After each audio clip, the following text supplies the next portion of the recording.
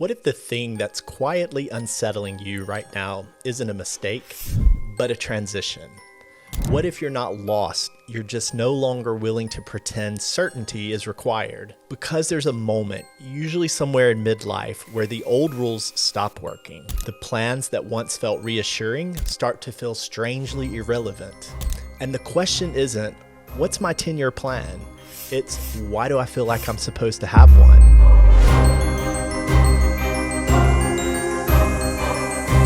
I'm Clay Johnson, and welcome back to the podcast. Let me ask you something, and I want you to really sit with it. What if you're nearly 50 and you don't have a 10-year plan? No clear roadmap, no perfectly plotted career arc, no neat story about where you'll be by 60 wrapped in a bow. Does that scare you? Because for a lot of us, we were told it should. We were told adulthood meant certainty, that success meant knowing exactly where you were headed, that by midlife, the question should be answered, not multiplying. And yet, here I am, almost 50, and I don't have a 10-year plan. I'm not panicked, but I am thoughtful. And today, I want to talk about what it's like to live in that space, the space between concern and calm, and why not having it all figured out might not be a failure, but an invitation. Over the course of my life, planning was the measure of responsibility. Choose the career, climb the ladder, accumulate the milestones, project 5, 10, 20 years ahead. And in many ways, I did exactly that. I built a long career. I moved countries more than once. I lived abroad for nearly 20 years. I've worked across regions, cultures, and time zones. I bought my first house. I started this podcast. From the outside, the story looks complete, solid, successful. But inside, the truth is simpler and more honest. I don't know exactly what the next 10 years looks like. And instead of forcing an answer, instead of pretending I do, I'm learning to sit with that. We talk a lot about midlife crisis, but what if this stage of life isn't a crisis at all? What if it's a clearing, a point where the noise fades, where the urgency to prove something starts to soften, where you stop chasing someone else's definition of success? In the first half of life, we build, we accumulate, we say yes because we're supposed to. In the second half, something shifts. The questions change.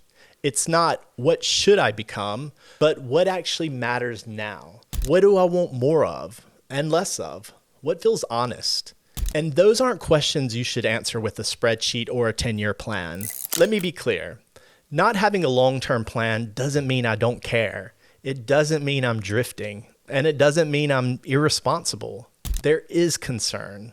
Concern shows up as wanting to stay healthy, wanting energy for the years ahead, wanting work to feel meaningful, wanting relationships to stay deep and real, wanting curiosity to stay alive. But concern is not the same as fear, and uncertainty is not the same as failure.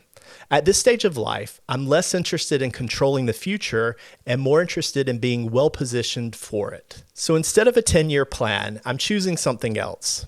Consistency, reflection, values, direction, not destination. I'm paying attention to what gives me energy. I'm noticing what drains it. I'm staying curious. I'm investing in my body, my mind, and my relationships. I'm continuing this podcast even as I figure out what it wants to become. That might sound vague to some people, but for me, it feels grounded. It feels adult. It feels honest. And honestly, it feels like freedom. If you're listening to this and thinking, I should have it figured out by now. Let me say this clearly with a frog in my throat. If you're listening to this and thinking, I should have it figured out by now, let me say this clearly. You're not late. You're not broken, and you're not doing life wrong. You're evolving. And maybe the pressure to have a 10-year plan isn't wisdom at all. Maybe it's just an outdated rule we never stopped to question. So no, I don't have a 10-year plan, but I do have intention. I do have curiosity. I do have experience, and I do have the self-trust to believe that the next chapter doesn't need to be fully written yet. At nearly 50, I'm less interested in predicting my life and more interested in actually living it. And if that resonates with you, if you're standing in that same in-between space, maybe this is your permission to loosen your grip on certainty. You don't need all the answers. You just need the courage to keep showing up. I'm Clay Johnson.